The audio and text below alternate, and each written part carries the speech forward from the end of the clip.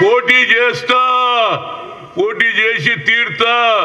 దానికి చూడు ఏది ఖమ్మం నుంచి నేను చేసిన కార్యక్రమాలు చూడండి. ఇది నేను పంపించింది కాదు, ఖమ్మం ప్రజలే పంపించారు. అన్ని కార్యక్రమాలలో పాల్గొన్నా, ఏఐసిసి ఇచ్చిన ప్రతి ప్రోగ్రాంలో పాల్గొన్నా. అదేవిధంగా రైతులకు సంఖ్యలు లేస్తే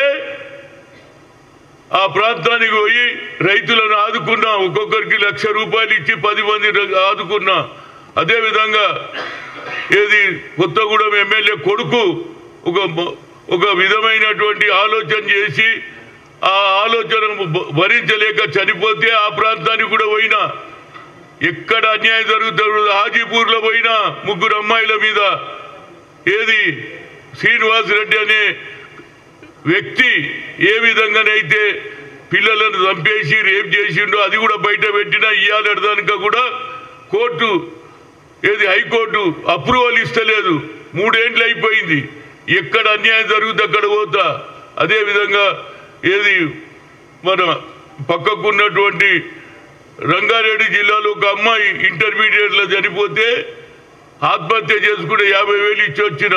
అదేవిధంగా సిరిసిల్లలో